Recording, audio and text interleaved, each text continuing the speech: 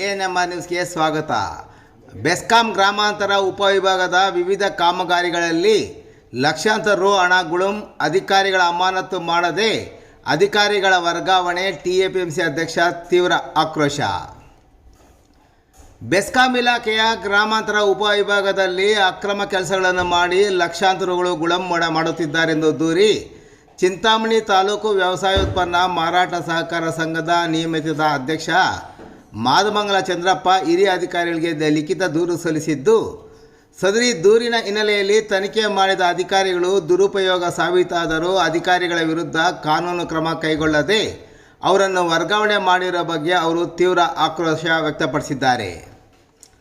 ಅವರು ಭೇಟಿ ಮಾಡಿದ ವರದಿಗಾರರೊಂದಿಗೆ ಮಾತನಾಡಿ, ಬೆಂಗಳೂರು ವಿದ್ಯುತ್ ಕಂಪನಿಯ ಗ್ರಾಮೀಣ ಉಪವಿಭಾಗದ ಬಟ್ಲಳ್ಳಿ ಶಾಖೆಯ ಕಿರಿಯ ಇಂಜಿನಿಯರ್ ಗೋಪಾಲಕೃಷ್ಣ ಬಾಬು ಮತ್ತು ಇರಗಂಪಲ್ಲಿ ಶಾಖೆಯ ಕಿರಿಯ ಇಂಜಿನಿಯರ್ ಅನಿಲ್ ಕುಮಾರ್ ಅವರು ಮಾಡಿರುವ ಅಕ್ರಮಗಳ ಬಗ್ಗೆ ಬೆಸ್ಕಾಂನ ಚಿಂತಾಮಣಿ ತಾಲೂಕಿನ ಕಾರ್ಯ ಮತ್ತು ಪಾಲನಾ ವಿಭಾಗದ ಕಾರ್ಯನಿರ್ವಾಹಕ ಅಭಿಯಂತರರಿಗೆ, ಚಿಂತಾಮಣಿ ವಿಭಾಗದ ಕಾರ್ಯನಿರ್ವಾಹಕ ಇಂಜಿನಿಯರ್ ಮತ್ತು ಕೋಲಾರದ ಅಧೀಕ್ಷಕ ಇಂಜಿನಿಯರ್ ಮತ್ತು ಬೆಸ್ಕಾಂನ ಪ್ರಧಾನ ಇಂಜಿನಿಯರ್ಗೆ ದೂರು ಸಲ್ಲಿಸಿದ್ದೆ.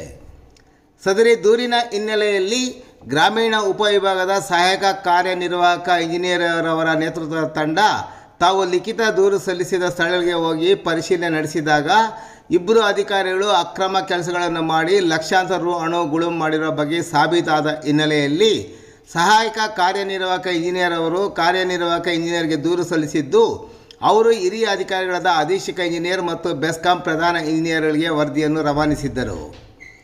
ಆದರೆ ಹಿರಿಯ ಅಧಿಕಾರಿಗಳಾದ ಅಧೀಕ್ಷಕ ಇಂಜಿನಿಯರ್ ಅವರು ಅವ್ಯವಹಾರ ನಡೆಸಿರುವ ಅಧಿಕಾರಿಗಳೊಂದಿಗೆ ಮತ್ತು ಅವರ ಸಂಬಂಧಿಕರ ಅಧಿಕಾರಿಗಳೊಂದಿಗೆ ಶಾಮೀಲಾಗಿ ನನ್ನಿಂದ ಏನು ಅವ್ಯವಹಾರ ನಡೆದಿಲ್ಲವೆಂದು, ಏನು ಶಿಸ್ತು ಕ್ರಮ ಜರುಗಿಸಬಾರದೆಂದು ನನ್ನಿಂದ ಹೇಳಿಕೆ ನೀಡುವಂಥ ಅವರೇ ಪತ್ರವೊಂದನ್ನು ಮುದ್ರಿಸಿ ನನ್ನ ಸಹಿಗಾಗಿ ಹಲವಾರು ಬಾರಿ ಬಂದಿದ್ದರು.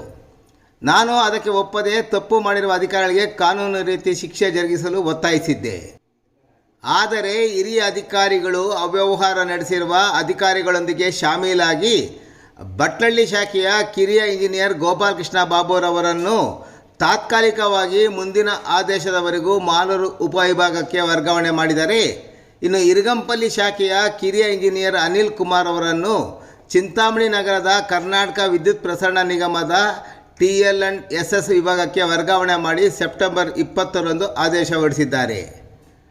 ಆಸೆ ಅಂಶಕ್ಕೆ ಒಳಗಾಗಿರುವ ಹಿರಿಯ ಅಧಿಕಾರಿಗಳು ಅಮಾನತು ಮಾಡಬೇಕಾದ ಅಧಿಕಾರಿಗಳನ್ನು ಕಣ್ಣರಿಸುವ ನೆಪದಲ್ಲಿ ವರ್ಗಾವಣೆ ಮಾಡಿದ್ದು, ಈ ಬಗ್ಗೆ ಅವ್ಯವಹಾರ ದಾಖಲಾತಿಗಳನ್ನು ಪಡೆದುಕೊಂಡು ನಾನು ಲೋಕಾಯುಕ್ತರಿಗೆ ದೂರು ಸಲ್ಲಿಸುವುದಲ್ಲದೆ ನ್ಯಾಯಾಲಯದ ಮೊರೆ ಹೋಗುವುದಾಗಿ ಚಂದ್ರಪ್ಪ ಎಚ್ಚರಿಸಿದ್ದಾರೆ.